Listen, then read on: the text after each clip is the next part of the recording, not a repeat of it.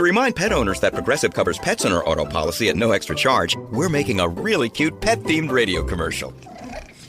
Hear that snoring? 2 sleeping puppies. Oh, they're awake! And they're heading over to that cute chubby baby that's just sitting there. What? Oh, now they're licking his face. Words will never do this justice. You'll just have to picture it. Get coverage for your pets with an auto policy from Progressive. Progressive Casualty Insurance Company and affiliates. Coverage for cats and dogs included with the purchase of collision coverage and is subject to policy terms. Hey, we get it. You don't want to be hearing a Progressive commercial right now, so let us tell you something you do want to hear. No one is funnier than you. People laugh just thinking about the things you've said. I'm laughing at one of them right now.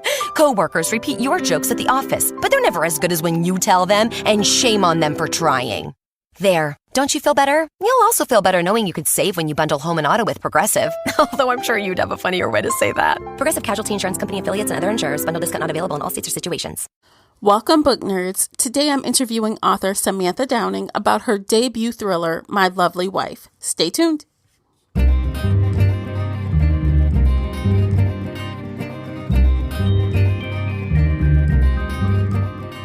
Hey everyone, I'm your host, Tamara Ford, and thank you for downloading this week's book chat here on the Shelf Addiction Podcast. Every week we get bookish with roundtable book discussions, 5-minute shelf bites, interviews, and more. Subscribe on your podcatcher of choice so you don't miss out on any of this book nerd awesomeness. If you'd like to email in feedback or questions, reach out to me at info@shelfaddiction.com or call in and leave an internet voice message via SpeakPipe. You can also find me on Twitter and Instagram at Shelf Addiction. The links for everything related to today's episode, including Samantha's social media, are below in the show notes.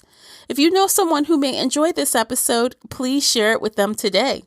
Before we get started, let me tell you a bit about today's interview guest. Samantha Downing lives and works in New Orleans, where she is trying to stay cool in the southern heat and write her next novel. My Lovely Wife is her debut novel and has earned praise from authors Harlan Coben, Liv Constantine, Jane Corey, Nick Petrie, Meg Gardner, and more. I had a fun time interviewing Samantha Downing. She is awesome, and I know you'll enjoy learning about her and her novel. Let's jump into the interview. Hey, Samantha, thank you so much for coming on today. Thank you for having me. It's great to be here. Absolutely. I am super excited to talk about your debut novel, My Lovely Wife. But first, I want to talk a little bit about you. So let's start with what you're reading right now. Okay.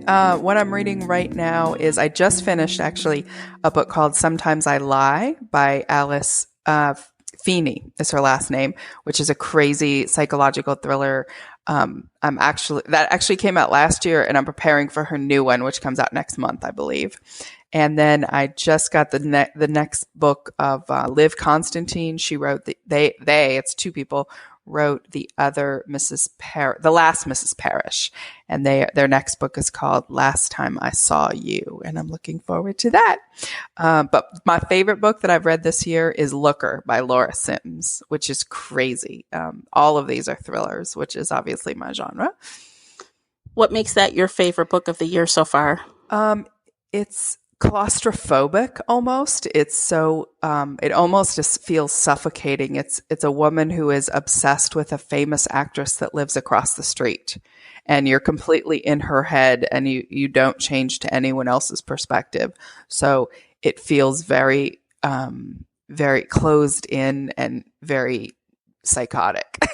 Oh goodness. Okay, that sounds interesting. Yeah, it's great, and it's not a long novel. It's actually rather short, but you're kind of when you end it, you kind of take a deep breath. Whew. Okay. It's over. Okay, Right. I made it. Exactly. That's awesome. So, do you think you have any authors that you just auto buy every time a book comes out? You are clicking that buy button without even looking at the description. Yes, there are a few. Carolyn Kepnes, who wrote You, and I think we've all seen the Netflix show You. I buy everything that she writes. Mary Kubica, another more on psychological thriller. I would say Gillian Flynn, if she wrote more often. If she wrote a book every year, I would buy it every year. But unfortunately, she hasn't graced us with another book since Gone Girl. Yeah. Kimberly Bell. The other one, which is totally out of my genre, whom I first encountered because we have the same agent. Her name is Shelley Ellis, and she writes in a couple different genres, but she wrote a romantic novella trilogy set in a dance school, and I love it. I loved it. And they came out at they came out separately. Each novella came out separately, and I was completely addicted to it. It was like the most fabulous soap opera. So Shelley Ellis, she's awesome. Oh, that's cool. I just love when I read something that's not my usual go-to genre, and I just love it. I love when that happens. Yes, I love it too. Yeah, I try to read outside of my genre at least every third book or so. Oh, keep it fresh. Yeah. Cool. Awesome. That also kind of serves as a palate cleanser a little bit. I do that for that too. Absolutely. And especially with thrillers, sometimes you need to remind yourself the world isn't that dark. Yeah, absolutely. So let's talk a little bit about your writing style. Since this is your first novel and you've read a ton of books, do you have any specific books or authors that you think may have inspired you? Definitely. I would say the first one is the classic Rebecca by Daphne du Maurier. That absolutely inspired me. That is, the character of Rebecca never appears in the book, but the narrator is an unnamed narrator, and she's the second wife of someone whose first wife was named Rebecca, and big shoes to fill. So we constantly are seeing Rebecca only through the stories that people tell about her. So that was a big inspiration in how I designed this book.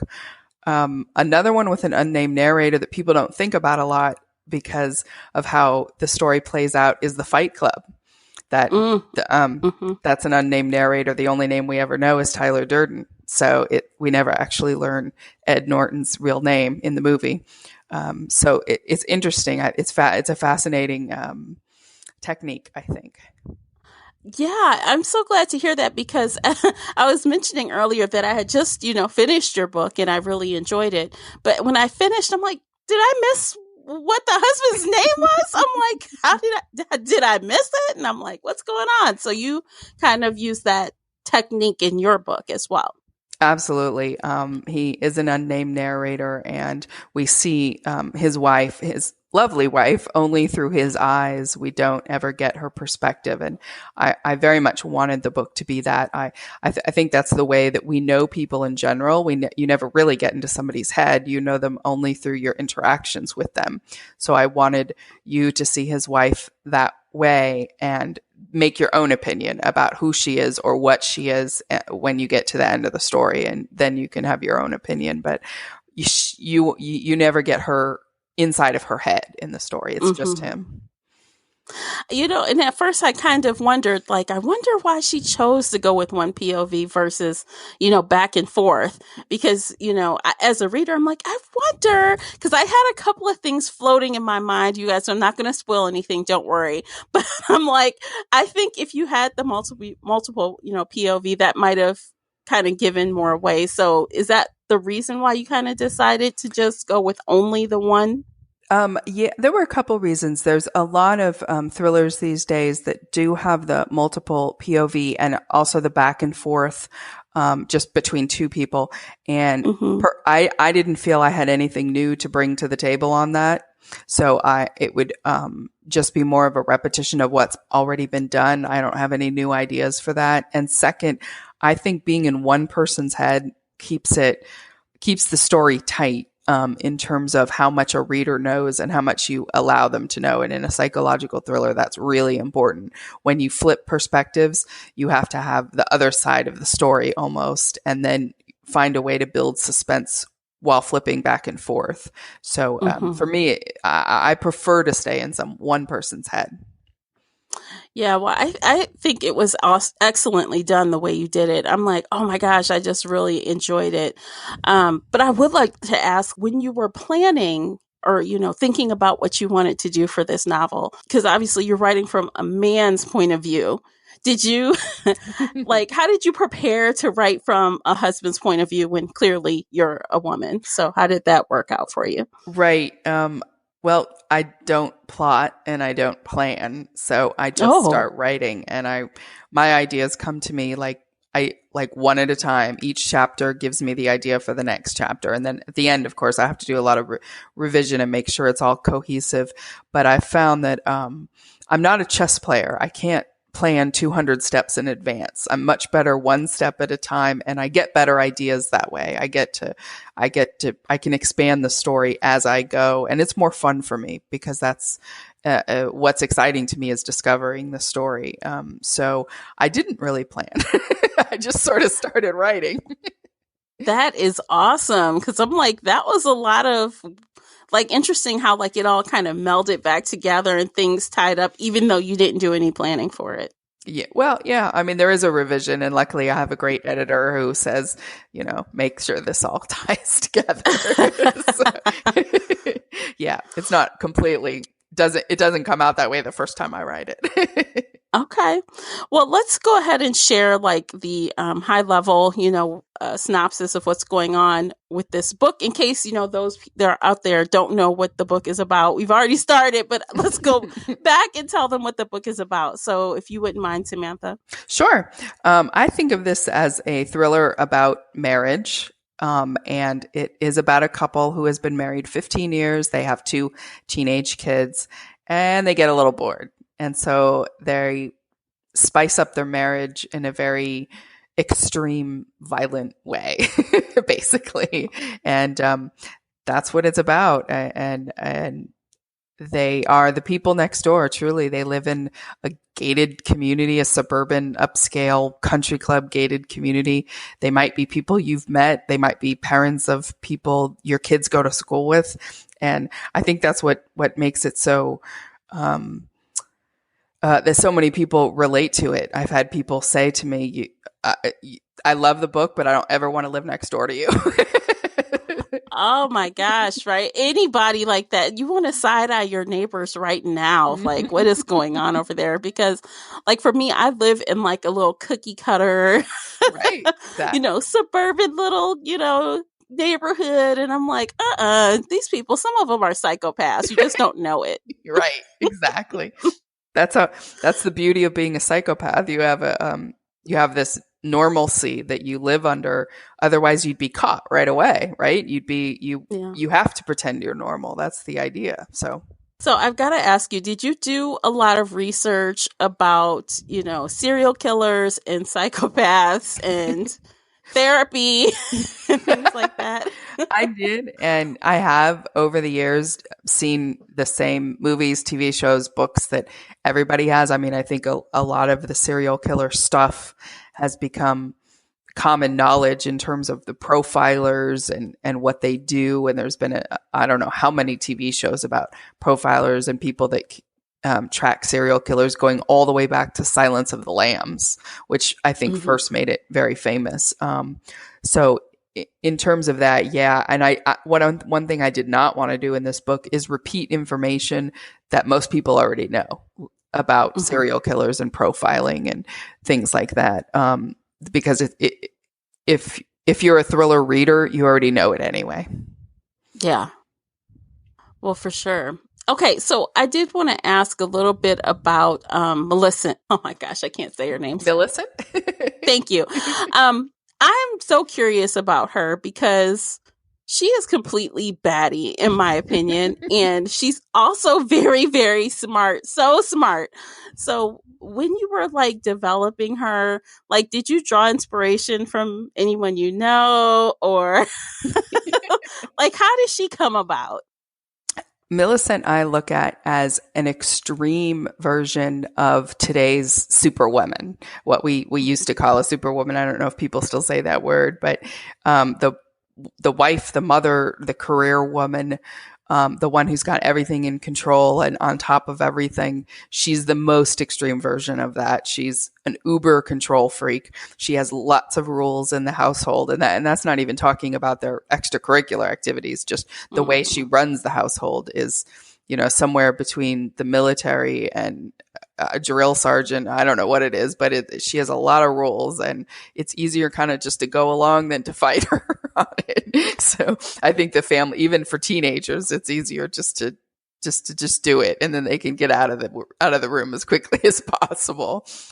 She's like the scary mom. Like she's gonna make you eat broccoli and nothing else, and you can't leave the house and everything. It's like no, absolutely. And well, I come from a long line of really independent, strong women. Both of my grandmothers own their own business, and their own businesses. My parents got divorced when I was 3, so I was fundamentally raised by a single woman. But what I do remember, or the story that's been told since I was too young to remember it, is when my mom and dad, they were having a dinner party one night, and my dad, he was kind of a tough guy, and he said, "Oh, honey, everything is perfect except."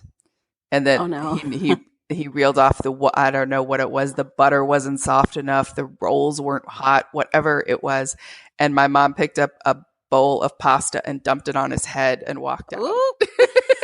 Good for her. That's what he gets. Like, yes, shut right. it. Just eat the food. That's right. That's right. And she said to this day, she said, if I had done that more often, maybe we wouldn't have gotten divorced. Oh, no. Oh, my gosh. That's awesome, though. That's an awesome story. It is. It is a great story. And she still says he deserved it. He deserved it. So, yeah, when you come from women like that, you tend to, I think, write strong women. Strong women are the first ones that come to mind, and certainly not ones that are being run by a man. Yeah. And nobody is running her, literally. No. Yeah. And then the other thing I wanted to mention was about her name, Millicent. That comes from, oddly enough, the Brady Bunch.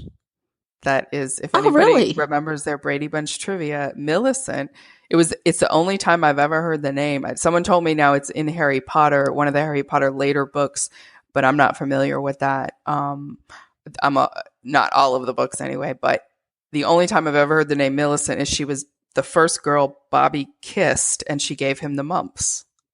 Oh my goodness. I actually remember him getting the mumps from being kissed, but I didn't remember the name of the character. And she, you know who it was? It was she was played by Melissa Sue Anderson, who went on to be in Little House on the Prairie. She played Mary, the sister Mary. I know there's so many layers of trivia there. Wow. I'll tuck that away for later, just in case it ever, comes up in a trivia game or something. Totally. So that's where the name Millicent came up, as I just never hear it. It's just, even in books even. So yeah, it's kind of an old name, kind of. Mm-hmm. So yeah, for sure. So what did you like least about Millicent? Probably her violence. Oh, like she kills people? Yep. Yeah, we hate that. Yeah, that part where she kills people, and there's that. Yeah, and maybe a little torture involved. I don't know. Things like that.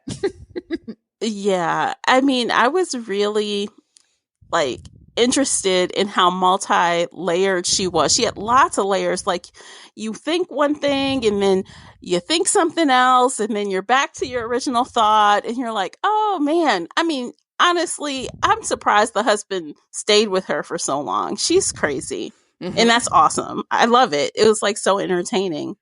I think he liked it too. He did like it. He secretly liked it. Not secretly. No, not secretly. He liked it. Well, what did you like best about his character? I think he's interesting because he's trying to do both of them are, but him especially, because he's the one we hear from. He's trying to do the best. He's trying to be a good father. He's trying to be a good provider. He's trying to be a good husband. He's trying to do all the right things in the story. And I don't know if it gets away from him, or maybe he was never built to do the right things. It's hard to tell with him. But you get the sense that he's really trying. And that, I think, again, is something everybody can relate to, because most people are out there just doing their best they can and trying to do the right thing for the most part. We aren't all hidden Millicents. Right. Yeah. But, and I think if I try to think what would happen if, something happened and then suddenly my spouse is asking me to do crazy things to spice, keep the spice. I'm like, I feel like, I think I'm calling the police, but Right. To each his own. He handled that differently. Right. Exactly. And Yeah. the one thing I wanted to was very deliberate in the book was to have these very normal moments in the family and conversations about schedules, about work, about the kids that everybody has had. Everybody's had these, they recognize those conversations either because they've had them or they've heard them or their parents have had them. And then you turn the page and they're doing something horrible. So I wanted that juxtaposition between, oh, I've done this. Whoa, no, I haven't done this. Yeah. And I think it makes it more unsettling that you can relate to these people and then very much not relate to these people. Right. Like, oh, yeah, that's cool. And then, whoa. Yeah. That's just crossed the Not cool. line. That's not cool. Yeah, not cool. I mean, and even their kids, Jenna and Rory, they are really interesting characters with a lot going on as well, even though they're, quote unquote, just the kids. They've got a lot that they do in this book. Yes.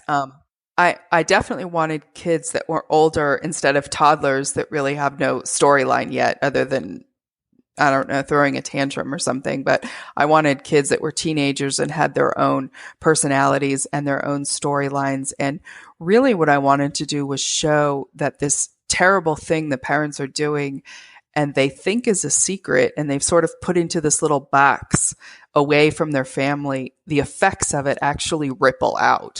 And it ripples out into the family. It ripples out into the community. You can't do something terrible and think it's not going to affect people. Likewise, you can't do something good and think it won't affect people. Your choices in life just have consequences. And I wanted to show that through the kids that even though they have no idea what their parents are doing, there are consequences. Yeah, absolutely. Because I feel like early on, and pretty much most of the book, I thought Rory was just so bold. I'm like, this little kid is like, I was waiting for him to turn into a serial killer. Right. I'm like he is like his mother. Like, oh my God, that's so scary. And then I start wondering, is this going to mean that there's another book where he's a little serial killer and doing stuff? I don't know. That's a good idea. But I haven't written one, but I didn't think about that. That's funny. They got the nurture and the nature. They were raised by parents who are crazy and they have the genes from the parents that are crazy. So what will that mean for them? Right. Kind of thing. And it's funny you say that because a lot of the things Rory does are modeled after my own brother, who was not exactly like that, but Rory is very sarcastic and he's very clever in a devious way. And my brother was like that too. He would figure stuff out like that if he, whether just taking advantage of being a teenager kind of a thing. And not that he would kill people, but that's that sort of teenage guy getting away with things sort of thing. So that was sort of it was modeled after. Oh, so was Jenna modeled after someone as well, or? No, she wasn't. She was, she was not. She was just their second child and in a totally different position as a female, and dealing with what happens in the community and becoming afraid and also wanting to be like her mom. Unfortunately, she had her dad's looks and she didn't look like her mom, but she wanted to look like her mom. So she had another whole teenage problem going on. Yeah, there were a lot of themes in your book, from the family drama, obviously the serial killer theme, little crazy kids, you have infidelity and, even mental illness, I think, is in there a little bit. Mm-hmm. Yep. How did you kind of decide when tackling, which type of mental illness did you want to deal with, with therapy and all of that? I know you said you pants it, but just so people know, like, who have trigger warnings and things like that, like, what can we kind of expect as far as the mental illness thing? Can you give us a little bit? Right. I think I think that comes about more, about a fear of what's going on in the community and a paranoia type of thing. I'm not sure what to call that as in terms of a mental illness. It's not like a bipolar type of situation or even ADHD, and not anything like that, but it's more a reaction to what's going on and a feeling of being unsafe. Yeah. And feeling purely by what's been happening in the news and in their community. Yeah, in a severe way. It's kind of sad, actually. Like, oh. Yeah. So I don't know if you know this, but I love a good audiobook. I really do. So I was so glad to see that it was also released in audiobook at the same time. Yes. And did you get to choose the narrator, or how did that work for you? They sent me a sample of the person they thought was best, and it was the same person that read The Goldfinch by Donna Tartt. And as soon as I heard his voice, it had a really good resonance to it, and I agreed that was a good person. So I guess you could say I kind of had to say it. They suggested the best person, and I agreed. Okay. So you guys, the narrator is David Pitu. I think that's his last name. And yeah, he's good. I did listen to part of it on audiobook because, I have to get a listen and see what that was about. Sure. So absolutely. So what can readers look forward to next from you?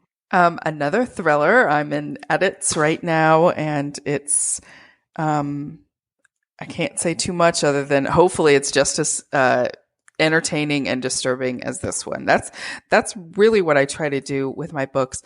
As dark as this sounds, what we're talking about, this is not a bleak book. I don't look at it that way. I think there's a lot of dark humor in it, and there's a lot of social commentary in it, and that's what I try to do. I want to entertain you and maybe make you think and maybe make you feel unsettled and a little disturbed, but these are not dark, depressing books in any way. No. And I would say mission accomplished to you. Great. Because that's how I felt. Great. Yeah, pretty much. I think they pitched it as I think Dexter meets Mr. and Mrs. Smith is how they talk about it. I think of the movies that are like American Beauty, which had a lot of social commentary in an old movie, and even American Psycho, which the movie had so much social commentary in it. So I look at things like that as inspirations. Okay. So one more question before we slide on into the lightning round. If you were to pick, a couple of actors, if you got an adaptation, do you have a few floating around in your mind that you might like to see? Well, on the cover of the book and in the description, certainly the fact that she has red hair has been established pretty thoroughly now. So automatically I think of red-haired actresses: Nicole Kidman, Jessica Chastain, Amy Adams. However, it doesn't have to be anybody can dye their hair red. So it doesn't have to be one of those three. I secretly have a fantasy casting of Idris Elba and Kerry Washington. So I think that could be a totally different twist on it. I think anybody could do it as long as they were just really good at playing Psycho. Oh, yeah, right. Believable Psycho. Oh, my gosh. Yeah, for sure. So is there anything else you'd like to share about My Lovely Wife before we close things out with the lightning round? No, just that I hope people enjoy it. And I love to hear from people. Hopefully you like it. If you're gonna tell me how much you hate it, I don't know if I want to hear from you, but you can that's okay too, though. You can review it however you want to review it. Just review it. Just review it. Yeah, just have fun and don't take it too seriously, for goodness sake. For sure. Okay, so let's do the lightning round, and I know you know what it is, but I'm gonna run the rules down really quickly for you. Okay. So you just answer as many questions as you can. Some are book related, some are not. Some questions are open ended. Others you need to pick one or the other. The only rule that I have is that you must choose. You can't say neither or both. Okay. So you ready? Ready. Let's hit it. Okay. Physical books or ebooks? Physical. What's your go-to coffee order? Latte. Tattoos or piercings? Piercings. Hero or villain? Villain. Physical books or ebooks? Physical. Bookstore or library? Bookstore. Android or Apple? Apple. Where's your favorite place to read? Outside. Salt or sweet? Sweet. Twizzler or Red Vine? Red Vine. If you could pick one superpower, what would it be? To be invisible. Cliffhanger or tied in a bow ending? Cliffhanger. Windows or Mac? Mac. Netflix or Hulu? Oh, that's so tough. Time's up. Thank God. That's a hard pick, right? Right, because it depends on what you're watching at the moment. I mean, who knows? Yeah, I have both. A lot of people have both, but yeah, so do I. Yeah, hard choices. Thankfully, one we don't have to make for real. Right. Phew, I didn't even have to answer that one. No. I should have just jumped in and said Amazon Prime. Oh, no. Honestly, I would say that's a bad choice, but okay. Probably, but just to be different. Yeah. That's awesome. Okay, so thank you so much for doing that, Samantha. It was really fun. Thank you. I had a great time. Absolutely. It was good to have you on. So everybody be sure to follow Samantha on social media and pick up a copy of My Lovely Wife. The links for everything are below in the show notes, and I will catch you on the next book chat. Take care, everybody. If you enjoyed today's book chat episode and would like to show your support, there are a few things you can do. Head on over to Apple Podcasts and leave a positive 5-star review. You can follow me on Twitter at Shelf Addiction. Most importantly, you can share this podcast with friends and family that enjoy all things bookish, including author interviews. Thank you for listening, and until next time, happy reading.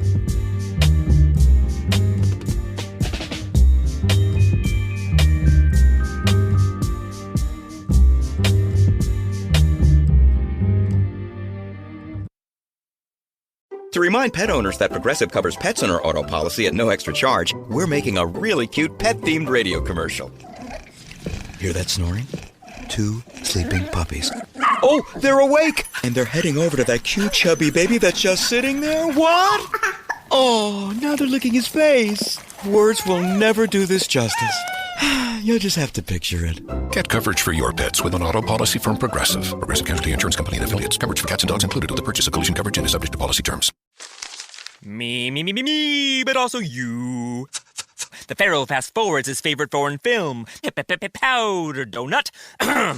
Okay, what's my line? The only line I see here on the script is get options based on your budget with the Name Your Price tool from Progressive. Oh man, that's a tongue twister, huh? I'm sorry, I'm gonna need a few more minutes. Bulbous Walrus, the Bulbous Walrus. The Name Your Price tool, only from Progressive. The owl ran afoul of the comatose coxswain. Progressive Casualty Insurance Company and affiliates. Price and coverage match limited by state law.